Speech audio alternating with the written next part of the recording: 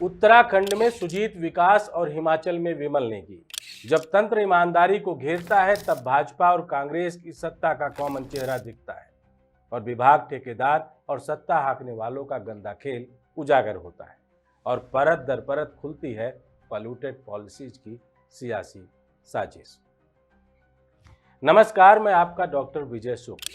देहरादून से शिमला तक फैली ये कहानी दो अफसरों की नहीं बल्कि उस सड़ चुके तंत्र की है जो ईमानदारी को दुश्मन और भ्रष्टाचार को स्वाभाविक मान चुका है। उत्तराखंड के पेयजल निगम में सुजीत कुमार विकास और हिमाचल में स्वर्गीय विमल नेगी दोनों अफसर अलग अलग राज्यों में अलग अलग विभागों में थे, लेकिन दोनों की नियति एक जैसी लिखी गई। फर्क सिर्फ इतना कि नेगी आत्मसमर्पण कर गए और विकास अभी भी लड़ रहे हैं उस तंत्र से जो अपनों को कुर्सी देता है और सच बोलने वालों को सस्पेंशन।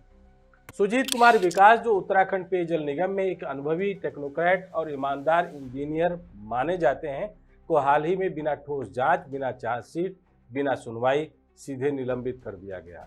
कारण, उन्होंने ठेकेदार लॉबी के दबाव में आने से इनकार कर दिया। उन्होंने डीपीसी की कार्रवाई में नियमबद्ध पारदर्शिता की मांग की। उन्होंने विभागीय अनियमितताओं पर सवाल उठाए। यह सजा नहीं, एक संस्थागत क्लीन किल है ताकि सिस्टम को असुविधा देने वाली आवाज हमेशा के लिए बंद हो जाए। अब सवाल है, क्या यह महज एक विभागीय प्रक्रिया है या एक पूरी सुनियोजित साजिश? डीपीसी यानी डिपार्टमेंटल प्रमोशन कमेटी एक ऐसा मंच है जहां अधिकारियों को पदोन्नति और सेवा न्याय का फैसला होता है, लेकिन उत्तराखंड पेयजल निगम में यह मंच अब पर्ची और पक्षपात का खेल बन गया है। सुजीत कुमार विकास, जो वरिष्ठता, अनुभव और योग्यता में आगे थे, को जानबूझकर डीपीसी सूची से बाहर रखने का एक नायाब तरीका खेला गया। दस्तावेजों के खेल में नाम काटा गया और फिर सस्पेंशन थमा दिया गया ताकि अब कोई सवाल ही ना पूछ सके। इस खेल के सूत्रधार आखिर हैं कौन? इसका जवाब एक नाम में छिपा है, शैलेश बगोली, उत्तराखंड पेयजल निगम के चेयरमैन, जिनकी नियुक्ति खुद कई सवालों के घेरे में है और उससे ज्यादा भारतीय जनता पार्टी के आधिकारिक उत्तराखंड के अपने पेज पर डाले गए भ्रष्टाचार के इस पोस्टर पे, जीरो टॉलरेंस वाले पोस्टर पर, जहां सीधे तौर से सुजीत कुमार विकास के पद को और उनके स्थान को दिखाते हुए उनका महिमा मंडन किया गया है, उस वाले महिमा मंडन वाले पोस्टर के नीचे कमेंट में शैलेश बगोली के ऊपर उठाए गए सवाल इस बात का इशारा करते हैं कि यह जो गुफ्तगू है वो कहीं न कहीं शक के घेरे में जरूर है। नियम कहता है कि निगम का अध्यक्ष बनने के लिए विभागीय वरिष्ठता, तकनीकी समझ और सेवा नियमों का पालन जरूरी है, लेकिन बगौली की नियुक्ति में न department of personal and training की सहमति दिखती है, न राज्यपाल की स्वीकृति। उनका पूरा कार्यकाल पेयजल निगम को राजनीतिक निर्देशों का कार्यान्वयन केंद्र बनाकर रह गया है और शायद यही कारण है कि बगौली के नेतृत्व में हुई डीपीसी बैठकों में ना तो पारदर्शिता थी, ना ही निष्पक्षता। खुद बोर्ड की बैठक की तारीख तय सार्वजनिक नहीं की गई।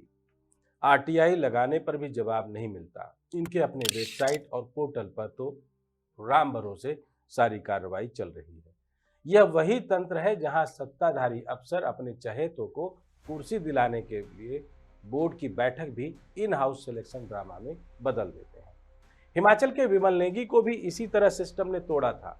बार बार ट्रांसफर, पूछताछ, बदनाम करने की मुहिम और अंततः वह मानसिक दबाव जिसने उनके जैसे ऊर्जावान अधिकारी को जीवन से हार मानने पर मजबूर कर दिया। सुजीत विकास पर भी यही स्क्रिप्ट लागू की जा रही है।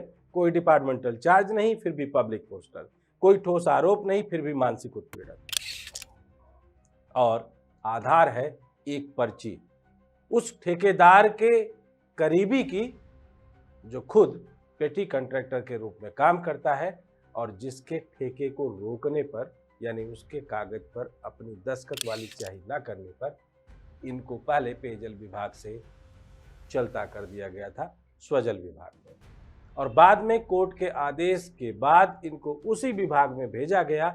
लेकिन वहां बैठी थी डबल इंजन सरकार का एक चीफ इंजीनियर और यह दोनों, एक कोर्ट ने वापस भेजा न्याय करते हुए, एक सरकार ने अपने हिसाब से थोपा साइन करने के लिए उस ठेकेदार पर जिसके लिए यह किरकिरी बन गए थे। तो अब सवाल है, कि क्या एक पद पर 2 लोग जायज तरीके से रह सकते हैं, और जो दस्तखत उस समय करने के लिए इनको हटाया गया था पद से, क्या उस दस्तखत की अब तक कोई जमीनी रूपरेखा आई भी है?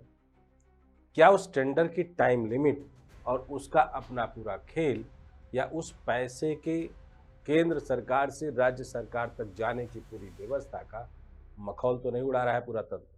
क्या यही है डबल इंजन सरकार की सुशासन परिभाषा? दरअसल सुजीत कुमार विकास का मामला आजाद भारत के प्रशासनिक ढांचे की आत्मा पर सवाल है।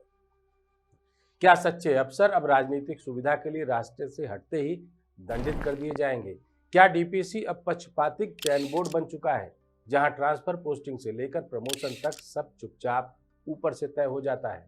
एक बात साफ है कि यह एक अफसर की व्यक्तिगत लड़ाई नहीं, बल्कि उस हर ईमानदार अधिकारी की सामूहिक पुकार है जिसे सिस्टम ने विरोधी घोषित कर दिया गया है। यह सिर्फ गढ़वाल बनाम कुमायूं एजेंडे से जोड़कर ना देखा जाए तो शायद उत्तराखंड की अस्मिता को चोट लगना स्वाभाविक है। अब यह तो डबल इंजन सरकार तय करेगी कि सुजीत कुमार विकास का सस्पेंशन तुरंत निरस्त किया जाएगा या नहीं।